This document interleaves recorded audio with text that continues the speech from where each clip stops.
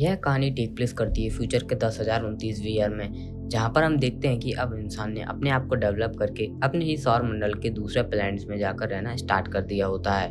और अगर देखा जाए तो यह सारे प्लैनेट्स एक अलग घराने या फिर एक अलग देश की तरह बन चुके होते हैं। यहाँ पर हमें पता चलता है कि इन सारे हाउसेस को लीड करता है हाउस कॉन्डिनो।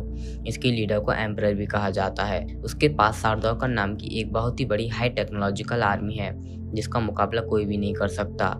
वहीं पर हम दूसरे प्लैनेट्स को भी देख पाते हैं, जिसका नाम होता है अरैकिस, जिसकी रेत में मिलंग नाम का एक स्पाइस पाया जाता है। इसे कंज्यूम करने से super human ability, long life और साथ ही सुपर स्ट्रेंथ भी मिल सकती है। साथ ही इस स्पाइस की मदद से कुछ लोग इंटर स्पेस ट्रैवल भी कर सकते हैं, बिल्कुल लाइटनिंग स्पीड के साथ में। अगर साफ शब्दों में कहूँ तो कुछ लोग इसका यूज नशा करने या फिर ताकत पाने के लिए करते हैं। वहीं दूसरी तरफ कुछ लोग इसका यूज व्यापार करने और ट्रैवल करने में करते हैं। और इन्हीं खूबियों की वजह से यह स्पाइस ड्यून यूनिवर्स में एक अलग जगह बना लेता है। जिस जगह पर यह स्पाइस मिलता है, यानी कि प्लैनेट अरैकिस में, यहाँ के लोगों को फ्रीमन कहा जाता है। यह लोग स्पाइस को काफी ज्यादा पवित्र मानते हैं, मगर स्पाइस के रेगुलर यूज की वजह से इनकी आंखें नीली पड़ चुकी हैं। जहाँ पर नरेटिंग वॉइस में इस कहानी के लीड कैरेक्टर यानी कि चैनी हमें बताती है कि कैसे काफी सालों से हाउस हार्किनेन के लोग स्पाइस को माइन कर रहे हैं, जिन्हें लीड करता है रेबिन। यहाँ फ्रीमन ने काफी बार कोशिश करी कि रेबिन को यहाँ से भगा सकें, मगर उनके हथियारों के आगे फ्रीमन नहीं टिक पाते। लेकिन एक दिन एम्परर के ऑर्डर पर हार्किनेन अरैकिस प्लैनेट को छोड़ देते हैं और किसी को भी समझ नहीं आता आखिर यह फैसला क्यों लिया गया। जिसके बाद में सीन शिफ्ट होता है एक दूसरे प्लैनेट पर, जिसका नाम होता है कलैडिन, जो कि हाउस एटरडीज के कंट्रोल में होता है। जहां हमारी मुलाकात होती है इस कहानी के सेकंड लीड कैरेक्टर यानी पॉल से, जहां पर पॉल अपनी मॉम जेसिका के साथ बैठकर लंच कर रहा होता है। बेसिकली जेसिका एक विच क्लैन बेनी ग्रेसिटी से बिलोंग करती है। यह क्लैन दूसरे बाकी सभी प्लैनेट्स को सपोर्ट करती है। जेसिका अपने बेटे पॉल को बताती है कि काफी टाइम पहले हम बेनी ग्रेसिटी को एटरडीज की सुरक्षा में लगाया गया था, जिनको लीड कर रहे थे तुम्हारे पिता लेटो। मगर मुझे तुम्हारे पिता से प्यार हो गया और जिसके बाद हमारी शादी हुई और फिर तुम इस दुनिया में आए। इन विचेस के पास में काफ़ी सारी सुप्रीम पावर होती है, जैसे कि फ्यूचर को प्रेडिक्ट कर लेना, सुपर फास्टनेस होना और किसी का भी माइंड कंट्रोल करके उसे अपने हिसाब से चलाना। यहाँ पर जेसिका पॉल को भी अपनी ही तरह कुछ जादुई ताकतें या फिर कह सकते हैं कि विचेस पावर्स दिखा रही होती है। जहाँ पर पॉल अपनी मॉम जेसिका से कहता है कि काफ़ी टाइम से उसे कुछ सपने आ रहे हैं, वो ऐसे कुछ विजन्स देख रहा है जो कि फ्यूचर में सेम टू सेम घटित होने वाला है। उसे हर समय अपने विजन्स में एक नीली आंखों वाली फ्रीमन दिखाई पड़ती है। यह नीली आंखों वाली लड़की कोई और नहीं बल्कि चैनी ही होती है। जिसके बाद में सीन शिफ्ट होता है बड़े बड़े स्पेसशिप पर, जहाँ पर एम्परर का एक मैसेंजर एटरडीज के प्लैनेट पर आता है और लेटो को बताता है कि अब उसे हार्किनेन्स की जगह अरैकिस में स्पाइस निकालने का काम मिला है। लेकिन इस बात को सुनकर लेटो के एडवाइजर गैरेमी को कुछ गड़बड़ लगती है। अब जैसा कि ऑर्डर एम्परर से आए थे, इसलिए लेटो बिना कोई सवाल जवाब करे अपनी अंगूठी में लगी मोहर से उन्हें अपनी वफादारी सौंप देता है। वहीं पर जेसिका की नजर एम्परर की एक पावरफुल विच हेलेना पर पड़ती है। बेसिकली हेलेना जेसिका की पुरानी टीचर हुआ करती थी। जिसके बाद में सीन शिफ्ट होता है डंकन पर। यहाँ पर पॉल की मुलाकात डंकन से होती है, जो कि लेटो का सेनापति है। यहाँ पर डंकन वह सारी अरेंजमेंट कर रहा होता है जिनकी मदद से एटरडीज का एक बड़ा काफिला अरैकिस पे जाकर स्पाइस की माइनिंग कर सके। बातों ही बातों में पॉल डंकन को कहता है कि किस तरीके से उसने अपने विजन्स में तुम्हारी मौत होते हुए देखी और उसे आगे काम पर जाकर ध्यान देने और साथ ही सावधानी बरतने के लिए कहता है। तो डंकन उसे कहता है कि डोंट वरी, मैं सब कुछ अपने हिसाब से संभाल लूंगा। जिसके बाद में सीन शिफ्ट होता है लेटो पर, जो कि अपने बेटे पॉल को यह बता रहा होता है कि एम्परर अब यह चाहता है कि हम हमारी पूरी टीम के साथ अरैकिस पर जाएं और हमारी लड़ाई हार्किनेन से हो जाए, ताकि हम दोनों ही कमजोर हो जाएं और स्पाइस की पूरी माइनिंग का काम एम्परर के हाथों में आ जाए।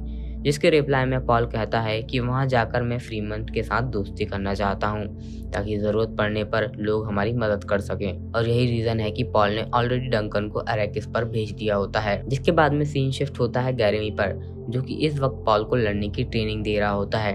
यहाँ पर हम देखते हैं कि यह लोग खुद को प्रोटेक्शन देने के लिए एक एनर्जिकल शील्ड का बेस बना लेते हैं, जिससे कि इनकी बॉडी पर कोई भी वार नहीं कर पाता, और अगर वार हो भी जाता है तो उसका असर उतना ज्यादा नहीं होता। जिसके बाद में सीन शिफ्ट होता है प्लैनेट हार्किनेन्स पर, जहाँ पर रेवन अपने मालिक यानी कि बैरन को यह बता रहा होता है कि अब अरैकिस के स्पाइस की माइनिंग का काम एम्परर ने हमसे लेकर एटरडीज के लोगों यानी लेटो को दे दिया है। जिसके जवाब में बैरन उसे कहता है कि कोई बात नहीं, यह वैसे भी सब कुछ हमारे फायदे के लिए ही हो रहा है। फिर हमें कैलेडन प्लेनेट को दिखाया जाता है जहाँ पर हेलेना पॉल से मिलने के लिए आती है। हेलेना पॉल का हाथ एक बॉक्स में रखने के लिए कहती है। बेसिकली हेलेना यहाँ पर पॉल के विजन्स की जानकारी पाने के लिए आई होती है, जहाँ पर पॉल का एक छोटा सा टेस्ट भी होता है, क्योंकि उसे ऐसा लग रहा था कि पॉल ही वह मसीहा है जिसके बारे में पूरे ब्रह्मांड में बात हो रही है। और अब देखते ही देखते पॉल भी उस टेस्ट को पास कर लेता है।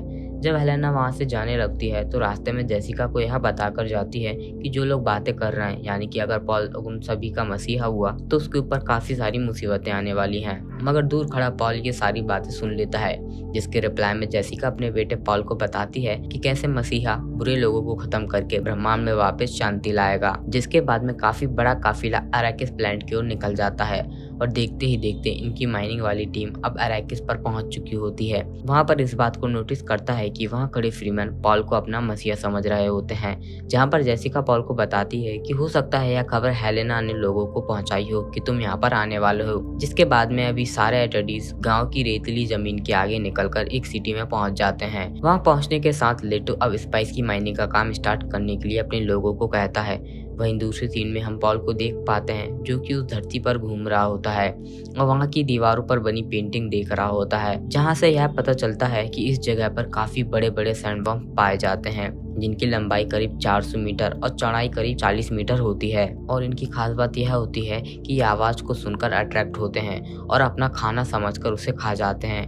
इससे बचने के लिए यहाँ के लोकल लोग यानी कि फ्रीमैन रेत पर इस तरीके से चलते हैं जैसे कि मानो हवा रेत को हिला रही हो। लेकिन तब हम देखते हैं कि दीवार में से हंटर कोट निकलकर उसे मारने की कोशिश करता है, जहाँ पर दीवार टूटने के बाद यह पता चलता है कि वह शख्स हार्कोनेन का होता है, यानी कि इसका मतलब बैरन के लोगों ने उस शख्स को काफी टाइम पहले इस दीवार में चिनवा दिया होता है, ताकि जब पॉल या फिर यहाँ पर एटडीज के लोग आए तो यह छिपा हुआ सैनिक उन्हें जान से मार सके। जिसके बाद में सीन शिफ्ट होता है हेलेना पर, जो कि बैरन के पास में आकर उसे एटडीज के लोगों यानी लेटो पर हमला करने को कहती है।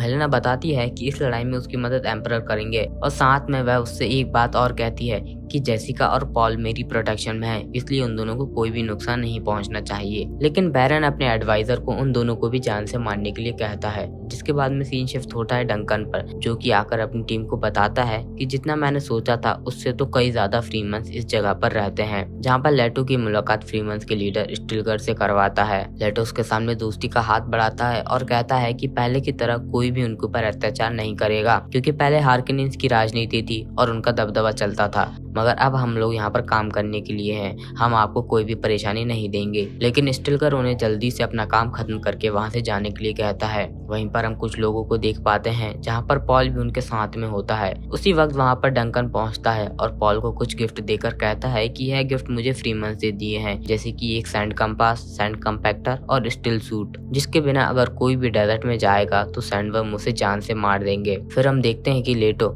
जो कि अपनी टीम के साथ अराकिस की उस लोकेशन पर पहुंच जाता है जहां पर स्पाइस की माइनिंग हो रही होती है। लेकिन तब हम देखते हैं कि हार्कोनेन्स, जो पहले यहां पर माइनिंग किया करते थे, उन लोगों ने मशीनों की काफी बुरी हालत कर रखी है। लेटो एम्परर की अपॉइंट करी हुई मीडिएटर से जाकर मुलाकात करता है। वहीं पर हम देखते हैं कि काइंस भी बेसिकली फ्रीमन ही होती है, जहां पर वह उन्हें कुछ स्टील सूट देती है और कहती है कि स्टील सूट इस तरीके से बनाया गया है ताकि आपके शरीर से निकले हुए पसीने और सुसु को भी फिल्टर करके आपको वापस पानी के रूप में सर्व कर सके। हम फ्रीमन्स के लिए स्टील सूट काफी ज्यादा मायने रखता है, क्योंकि इसी सूट की वजह से ही डेजर्ट में हम लोग अपनी जान बचा पाते हैं। जिसके बाद में यह सभी लोग उस मशीन तक पहुंचते हैं जो कि माइनिंग का काम कर रही होती है, जहां पर काइंस उन्हें कुछ ड्रोन्स दिखाती है और बताती है कि यह ड्रोन्स हमें सैंडवर्म्स को स्पॉट करने में मदद करते हैं, ताकि उनके अटैक करने से पहले वह लोग अपनी बड़ी मशीन वहां से हटा सकें। मगर तभी उनकी नजर रेत पर पड़ती है, जहां पर लोग देख पाते हैं कि एक बड़ा सा सैंडवर्म उनकी मशीन की तरफ आगे बढ़ रहा होता है, जिसकी वजह से यह लोग कैरियर को बुलाते हैं। यह बेसिकली क्रेन का काम करता है,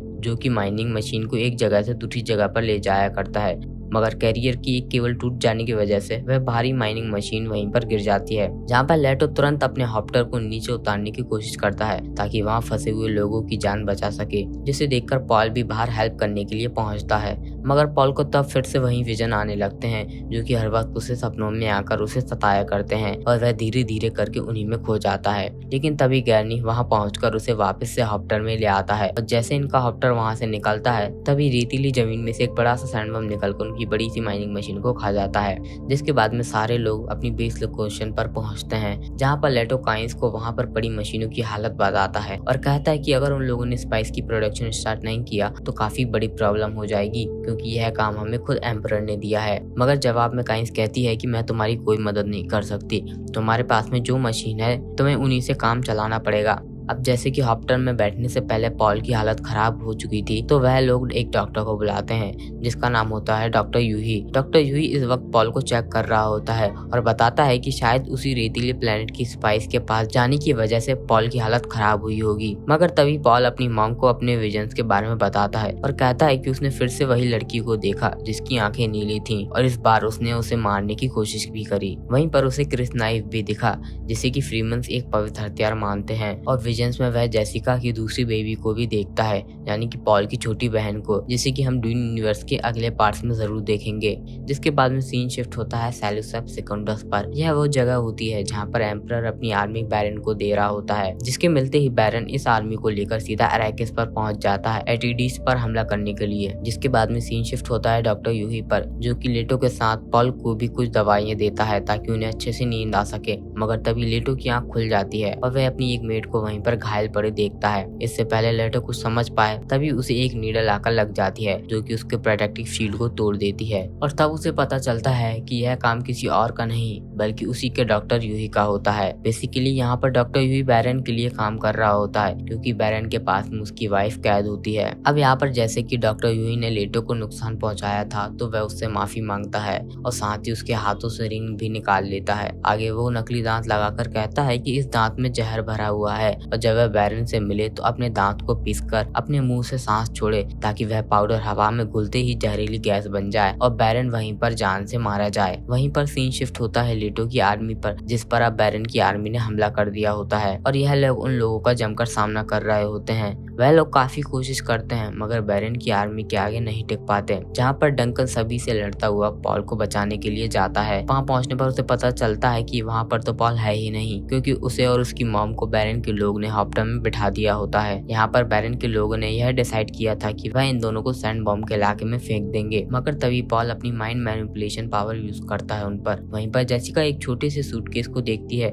जिस पर डॉक्टर यूही के क्लैन का साइन बना था। इसके बाद में दोनों फाइनली अपनी पावर का यूज करके उन लोगों को आपस में लड़ाकर सेफली नीचे आ जाते हैं। इस वक्त वे लोग देख पाते हैं कि किस तरीके से बैरन ने उनकी सिटी को खत्म कर दिया है, जहाँ पर अभी यह दोनों रात बिताने के लिए टेंट में सो जाते हैं। वहीं पर सीन शिफ्ट होता है डॉक्टर यूही पर, जो कि बैरन से अपनी पत्नी को छुड़ाने की मांग करता है, मगर बैरन वहीं पर डॉक्टर को मार डालता है। जिसके बाद में लेटो के पास जाता है, जो कि मौके का फायदा उठाकर अपने नकली दांत को पीसकर अपने मुंह से हवा निकालता है और वह चूरा हवा में मिलकर एक जहरीली गैस बन जाता है, जो कि लेटो को तो जान से मारता ही है, साथ ही वहाँ पर खड़ी बैरन की आर्मी को भी जान से मार डालता है। वहीं पर जब कुछ देर बाद बैरन की आर्मी को पता चलता है कि बैरन और उनके लोगों पर जहरीली गैस से हमला कर दिया गया है तो वह लोग उस कमरे में जहरीली गैस को हटाने के लिए आते हैं, मगर तभी देख पाते हैं कि ऊपर की दीवार पर तो बैरन ने अपनी जान बचाने के लिए स्पाइडरमैन की तरह चिपका हुआ है। जिसके बाद में सीन शिफ्ट होता है पॉल पर, जिसके हाथ में अब लग चुका है डॉक्टर यूही का बैग। उसे खोलने पर उसे अपने पिता लेटो की रिंग मिलती है और वह यह समझ जाता है कि उसके पिता अब इस दुनिया में नहीं रहे।